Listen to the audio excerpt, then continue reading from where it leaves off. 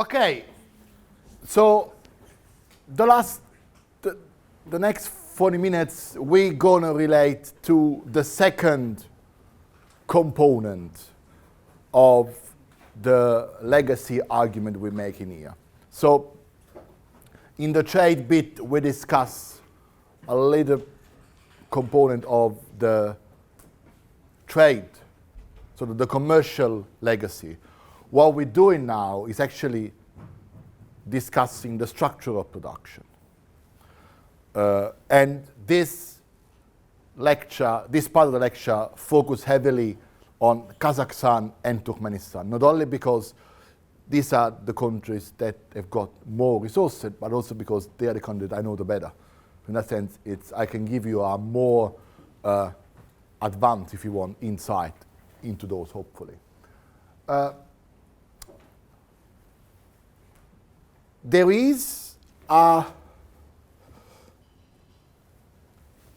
whole component of the political economy literature of Central Asia that focus on the idea of rentier economy. So economies that are based on what they call a rent, which is the export of one specific resources and pretty much offsetting the whole budget of these states to one unproductive resource that is just sold somewhere else. So the idea for this is rent, so something which you externally are located, and it entails fiscal dependence, budget dependence, and in general limited production structure to one resource. The symbol of this, to me in Central Asia, is the Kazmunay gas building in Astana, well now Nur Sultan. And it's kind of significant that you have such an extravagant, not the most extravagant in the old city, building for the national energy company of Kazakhstan. Because what we have associated with rentierism is kleptocratic outlook, failure to reform the economy, failure to reform the policy, and basically continuing the kind of dependency on that resource that always characterize this region. So in that sense, the aim of this slide is to suggesting to you that if the Soviets decided to limit Central Asia's economic role to the production of natural resources, the extraction of natural resources, the post-Soviet leaders of Kazakhstan and Turkmenistan did exactly the same. So they continued to have economies that were heavily focused, almost exclusively focused in the case of Turkmenistan, onto the export of oil and gas respectively. So there is no appetite for diversification. So the economy in 2019 pretty much continues to do what it was doing in 1989, 91, when the Soviet Union collapsed. Which in turn tells you that the post-Soviet leadership have ruled with a very similar outlook to the one that was featuring in the Soviet times.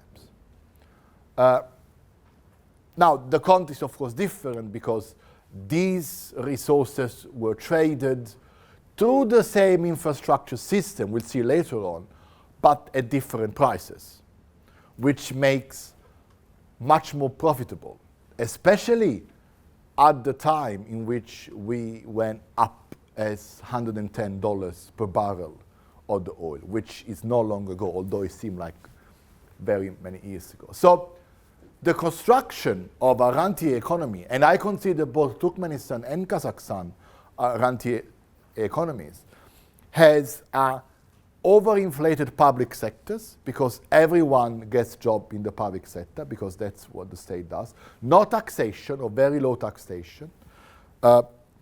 Economic production confined to the extraction and the export of these resources. An elite patterns that is connected with the kleptocratic management of the revenue flows generated by the export of this resource, and also a social structure in which the people are kind of happy with the benefit brought by the resources without really asking for more in exchange. So this is the kind of structure that we've seen successfully implemented in the Gulf states, in the Arab states. And without going to Saudi Arabia, which is the extreme case because they got so much oil, we have seen it replicated very successfully in Qatar and in the Emirates, Arab Emirates as well. Now, how do we relate Central Asia rentierism with Gulf rentierism? That's a kind of interesting research because there is a whole literature stream that is talking about how the Gulf states have been able to reform their rentier outlook, how they have changed the way in which the elites interpreted dependence on resources. What we've seen is that the Central Asian states, in this case Turkmenistan and Kazakhstan, have not reacted into the same way. So now we have a political economic development. So within the same infrastructure of dependence of energy resources, so oil and gas generate the same kind of dependency structure in both the Gulf and Central Asia. But the Gulf states have, in one way or the other, evolved in their anti-outlook, whereas the Central Asians have not. There is a paper which is very interesting by Matthew Gray, I can put that in the list if you want, which lists what he calls the late rentier state. How in the 15th century, in 2015 onwards, the Arab states of the Gulf have minimally, yet not insignificantly, changed the outlook. And this hasn't happened in Central Asia. And now you really have a difference between Kazakhstan, whose elite has really changed to some extent, or the Turkmen, who have resisted change in any way, shape, or form. So Turkmen rentierism is pretty much the same as we saw in Saudi Arabia in the 1950s and 60s. Absolute. Whereas Kazakhstan has introduced a few reforms. Of course, the state seemed to be reacting, well, up until this month, I would say, is at least sensitive to demands for reform. And even though Nazarbayev keeps saying, well, Nazarbayev and Tokayev keep saying politics, no, economy first and politics later, there have been kind of opening to some discussion and debate about how to use these resources. But Kazakhstan has got a sovereign wealth fund, which is instrument to manage the revenues. Turkmenistan doesn't have one, which indicates that there is no check at all on the amount of money coming into Turkmenistan. The government can do whatever they want. That's a significant difference in terms of transparency and accountability. Think about the opening to ownership structures that are not state-centered. Kazakhstan tolerates joint ventures and PSA agreements, production sharing agreements, with foreign companies, often Western companies. Turkmenistan doesn't, with one exception. We'll see that one later on. Also, think about how these two states have reacted to globalization. Kazakhstan made a deliberate policy goal related to the portrayal of the Kazakhstani state as not only as a bridge between East and West, but also as an opening, welcoming, globalized economy, which is happy to have investment with the West. Also, think about the visa structure of the two. Well, Kazakhstan is fairly easy to get in. Turkmenistan is virtually impossible. Even people like me, who have been working on the country for 15 years, are not allowed. I hope you had a better chance, Lavomir, at the back. I am not. So in that sense, you have the resistance to opening to the globalization. Also, one thing which the two states have kind of shown some difference, although not as excessive as it before, is the use of public money for pharaonic projects. And Astana, well, Nur Sultan is the perfect example of how maybe not to use your revenue money, because you at the government decided to build a capital from scratch and obviously diverting money for unnecessary funds. So it's a Dubai on the Gulf, Dubai not on the sea. We could argue with that, but at least they generated some kind of living urban environment. Think about Turkmenistan. A 6-lane freeway between Ashgabat and Avaza. A $2 billion airport capable to have 1 million passengers, 2 million passengers per year. In 2015, they issue 1,200 visas in total. Why would you have such an airport? The Avaza resort, which is an incredibly big resort on the Caspian Sea where no one goes because no one is allowed in the country, and actually public servants are forced to get their holidays to go to Avaza.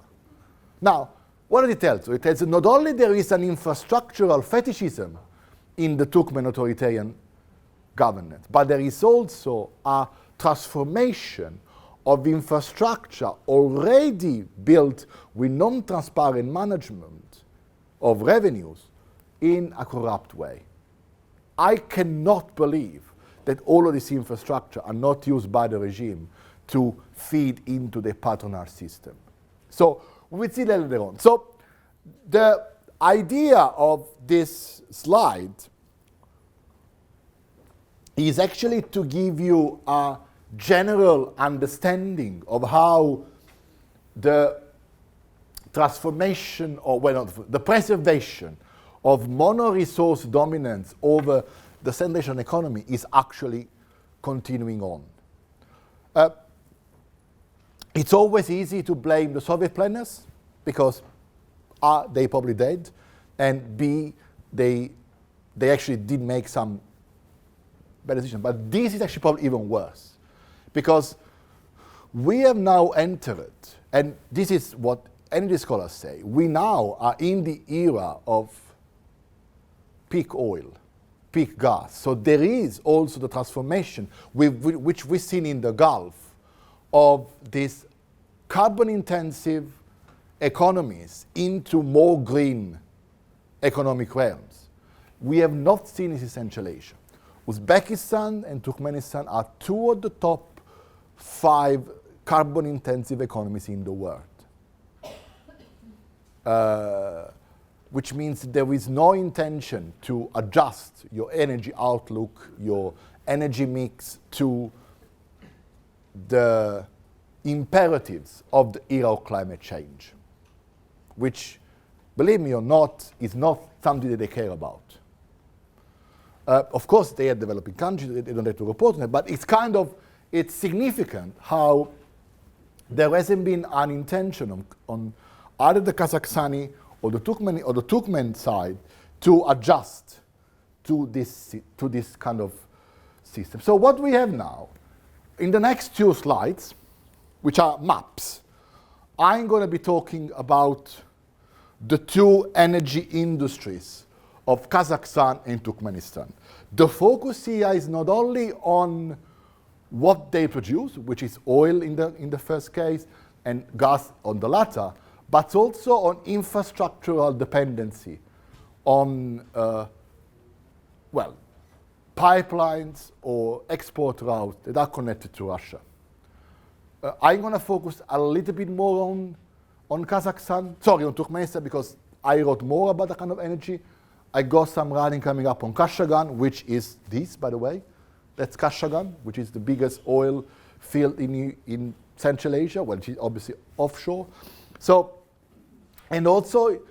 after describing the 2 energy industries, spatially with this geography, with these maps, I'm gonna give you 2 different graphs, which I made. One is published, one is not yet, in which I'm going to show you how the idiosyncrasies which emerge from this peculiar form of rentierism that is persisting in Central Asia are impacting on energy usage, but also on the economy of energy use. Because the fact that you do have resources doesn't really mean that you're going to be rich in turn, which is the big issue on Central Asia. Now, there is an energy crisis in the region, willing or not, from the suburbs of Bishkek having electricity in different time of the day or different part of the year, to the Uzbek teachers being forced to go into the woods and get the wood for the fire, to the Kazakh drivers being forced to queue at the pump. We've seen in the last few years that the energy security of Central Asia has been always more and more formulated in relation to the security of the regimes rather than on the security of the population, which means the access to adequate, affordable, and constant energy supply, which is the definition of energy security, has been transformed into access of adequate and significant revenue streams for the regime. So rather than to people being secure. So now, map number one. So for the sake of my students, I've selected new maps, so you don't get any kind of deja vu by being in Glasgow. You can thank me for that later on. So this is actually, I think it will show better on the screen. This is from the government of Kazakhstan. So you have, not only you have an oblasti division, so you different colors if you know your way around, but you also have a fairly complete and fairly updated as well map of how the major oil field and the electricity and pipeline infrastructure is in Kazakhstan. I will give you the link so you can work it out. What is the main problem of the Kazakhstani industry? Now, the old Soviet jokes is that every kind of entry on the periodic table you would find in Kazakhstan. There's an extreme wealth in the subsoil of this country. Very big country as well. Big uranium producer, big oil producer, significant gas producer as well. Also all the rare earth materials as well. The main issue though, that with the rise of China, the geographical distribution of Kazakhstani fields became less advantageous than it used to be. Because since we have, well, Kizilorda is one of the main, this part of Kazakhstan, we've got resources here, but also all of the oil fields mostly are in the west of the country. What's important about this is that if you had to export to Russia, which you did in Soviet time, that's advantageous because you share a border with Russia there. If you have export to China, you had to find a way to transport oil across a land mass which is bigger than Western Europe. Yes, it's one country, there is no transit deals, but it's still very expensive to do. So that generated a situation in which in the 1990s, Nazarbayev was opening up to Western investors in order to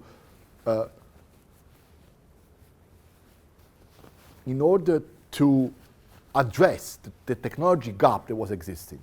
So I am not sure how much of the energy industry you know, but just the basics here is that it's not that every gas field, oil field is the same. If you go to Saudi Arabia and you dig a hole in certain parts of Saudi Arabia, you will get oil coming out because it's shallow and it's also sandy. Here, no. Also, the chemical composition of oils in Kazakhstan is different when it comes just from the... So even in that sense, what I'm trying to say is that it's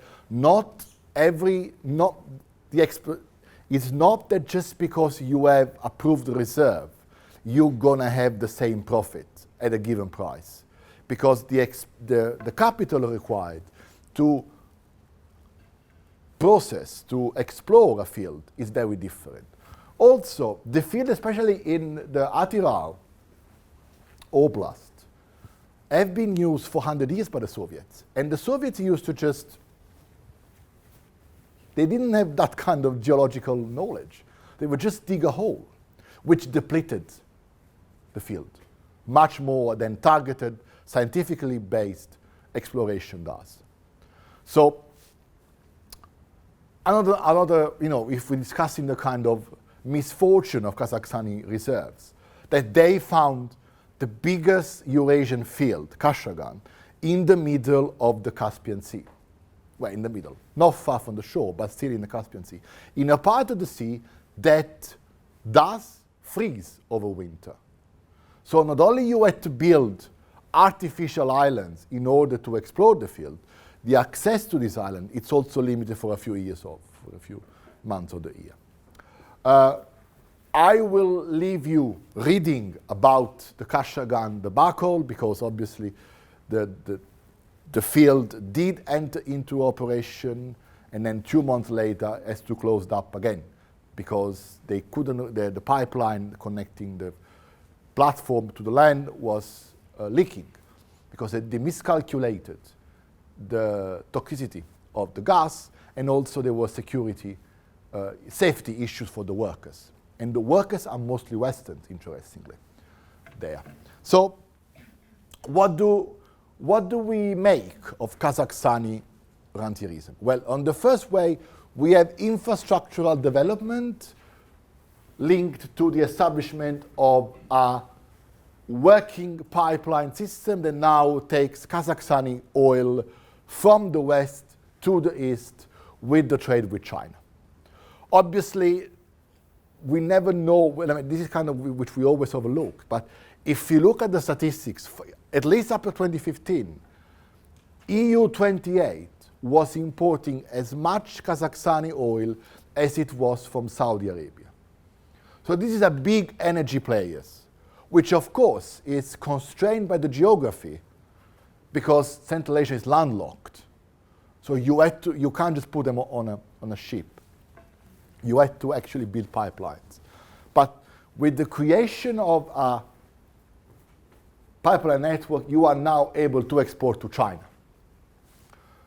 And we probably, it's actually end up at the Kyrgyz, it's there, here, at the Kyrgyz border pass. That's where the pipeline goes. As it brought benefit, we will see later on, maybe not, but for sure, dependency on oil at the time of very high oil prices entrenched the control of the Nazarbayev regime over a patronage system that was based on the non-transparent management of these revenues. And that happened not only with creating the kind of problematic accountant that did emerge when we started the EITI implementation in Kazakhstan, but also emerged when it came to see how the construction of Astana was actually perpetrated, in which the government decided to arbitrarily put an amount of money into this kind of big development without really considering the long-term benefit for the population. And again, there will be someone who in the future will unveil the non-transparent construction that has been going on there too. Now, but let's go to the champions when it comes to kleptocracy in terms of energy, Turkmenistan. So here we have a very simple economy. Everything of a fiscal budget, revenues, and commercial outlook are 75% plus connected with gas exports. Turkmenistan got the fourth largest reserves in the world, and in terms of population, only got in between 4.5 and 5 million, really maximum, which means that they could be a Qatar if they wanted to. The logic of infrastructure centralization in the Soviet Union created possibility just from one pipeline, which would go, there you go, that's the one, they would go into Soviet Russia. So Turkmenistan for a long time had one customer only, Russia. Then you have, throughout Nazarbayev era, the opening of a couple of smaller pipelines from here and here into Iran, which would kind of guarantee 4 to 6 billion BCM, which makes no sense if you're not an expert. It's not enough if you're not. So with a country like this, with the economy is just one export, you need to have at least 35, 40 BCM per year to survive. Now, how does it work? It works that since there has been no effort to privatize, no effort to diversify, no effort to encourage an economic production that is not centered on energy sector, the energy social pact, which underpinned Turkmen authoritarianism, was based on subsidies. So people had free gas, free water, free salt, also free flour. Yeah?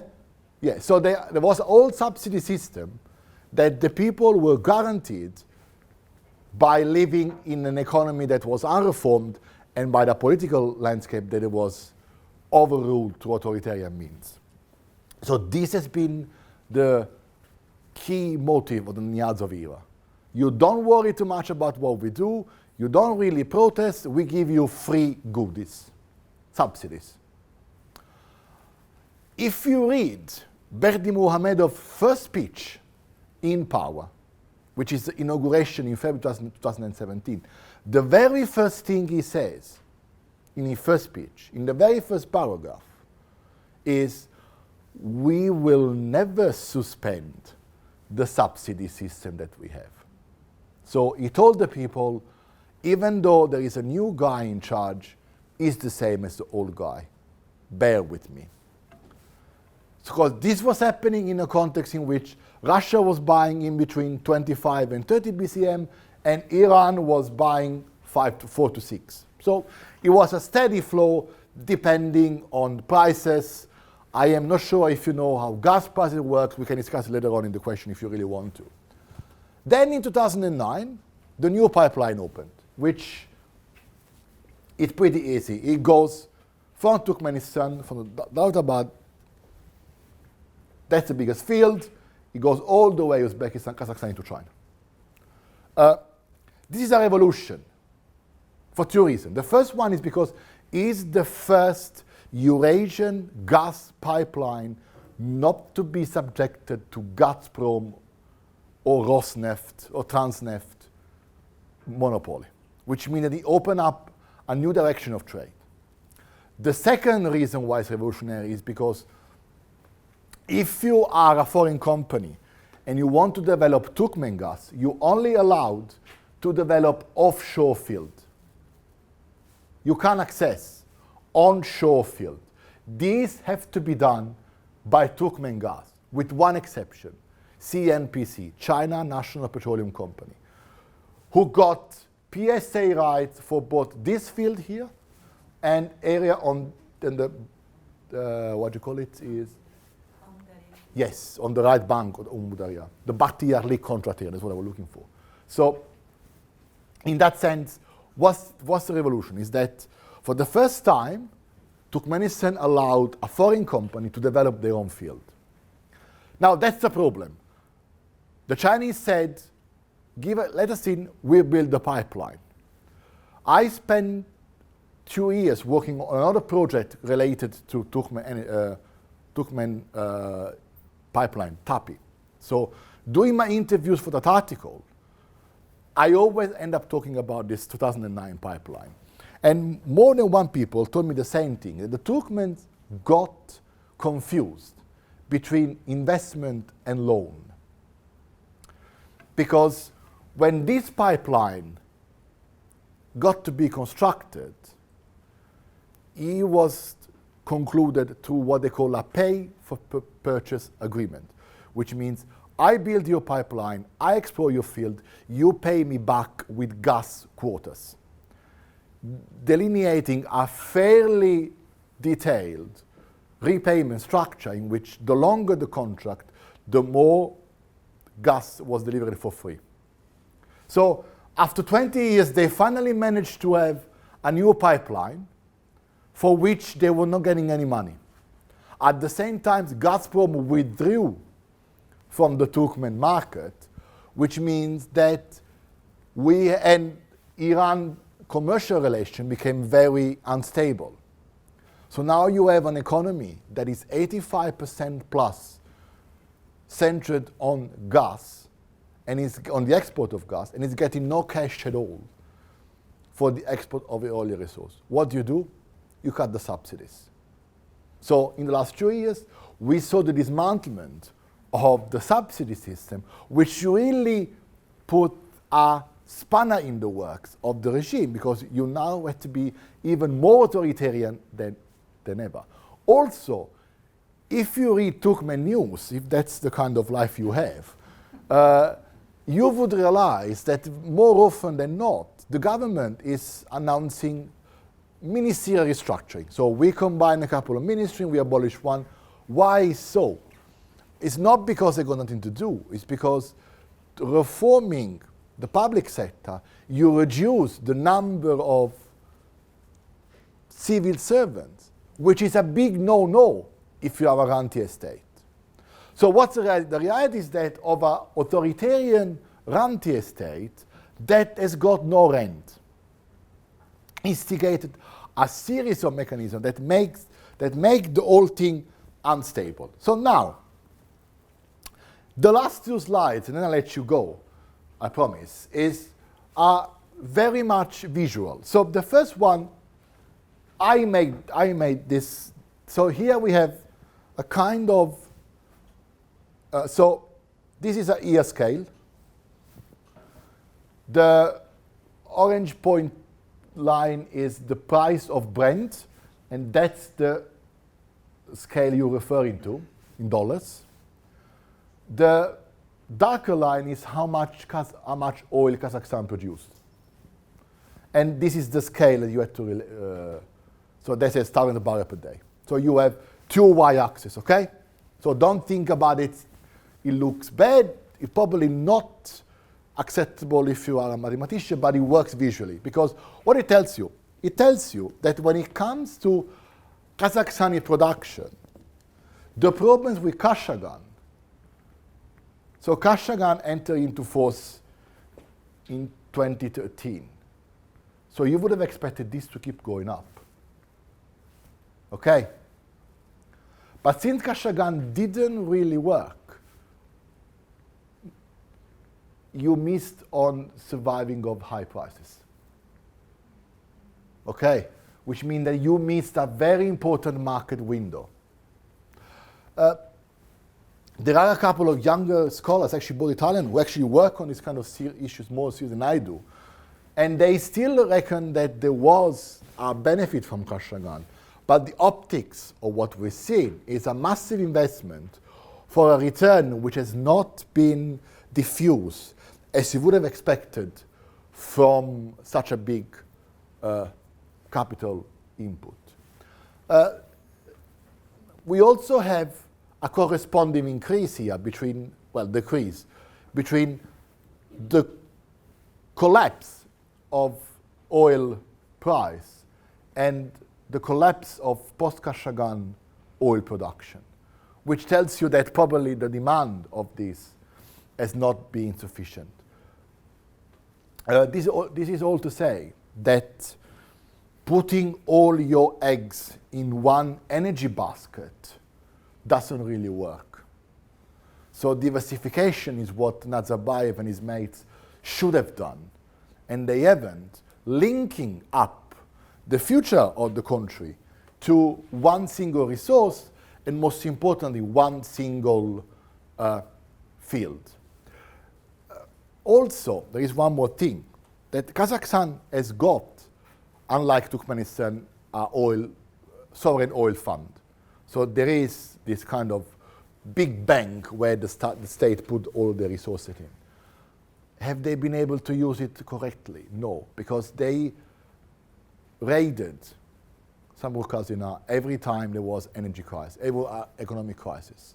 So Nur-le-Jol, the infrastructure project, a lot of the responses to collapsing demand were always done by dipping into the oil fund.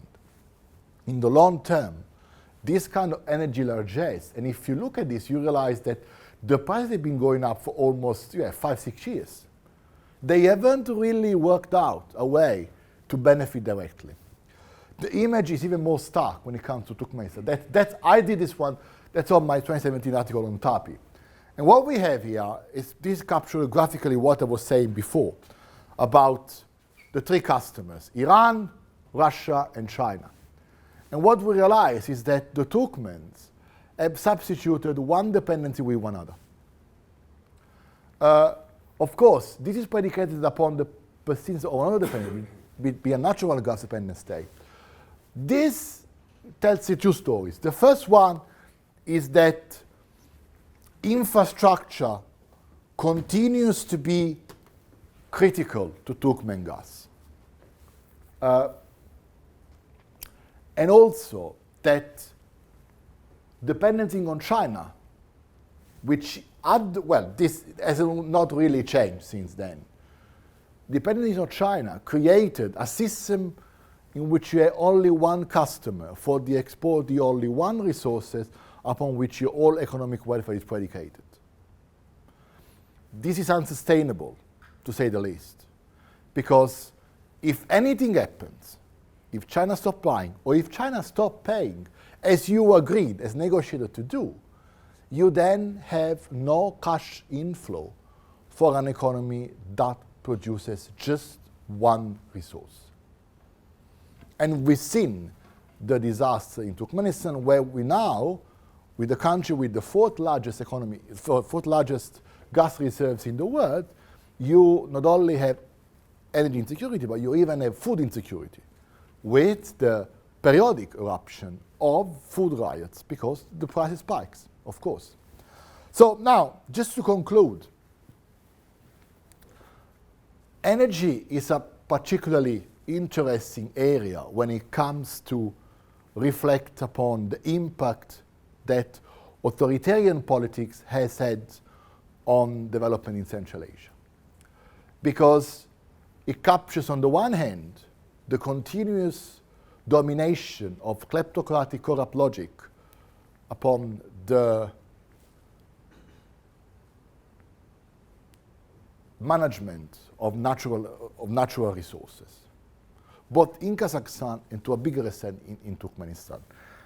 It also tells you the story that when it comes to the relationship between economic structure of production and political choices, the post-Soviet leaders have done the same thing that the Soviet leaders did. So they continued to extract quick, rapid, easy money, easy rent from the exploration, extraction and export of natural gases, of natural resources. The difference is that in the Soviet time, at least the structure of the economic system guaranteed some minimal level of subsistence to the republics. Whereas now, in the new market, in the markets in which they are, they did, yes, they're right, they did get advantage because those resources were priced at a real level, but they stopped 30 years of development. You don't hear a Central Asian politician, either in Turkmenistan or in Kazakhstan, talking seriously about diversification anymore. It is like oil and gas are eternal. They're not. These resources will one day go. There is not a serious debate in both the Turkmen government and, most importantly, the Kazakh government about what to do when oil and gas are over. This is also replicated domestically. Mangistau and Lebap Velayat, especially in Turkmenistan, are places where people are convinced that oil will never finish, never end. Now, this is probably beyond our lifetime, but we are going through a system that is not going to be able to reproduce itself in the long run. Dependency continues. We now have virtually 100 years of economic dependency on this kind of resources.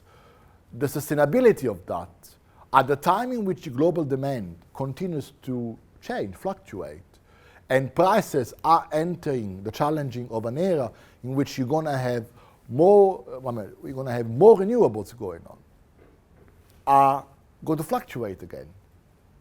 The Kazakhstani budget for the old state, it's not predicated on taxation, it's predicated on oil price, which complicates enormously planning when it comes to the same kind we see in 2015 when it was just going down. So now, is this a responsible thing to do? No, it's not. The development of the economy, the resource allocation patterns, the resource exploitation patterns are still very much done with authoritarian aims in mind, which connects in a very inextricable way the logic of economic management with the logic of political survival. These resources have been allocated, exploited, and exported by the elite in order to guarantee the short-term survival of the elite, rather than the long-term viability of the economic states. And as we enter the era of climate change, this looks to me and to many other scholars very unsustainable in the long run. So I thank you all for your attention and I look forward to your question. Cheers.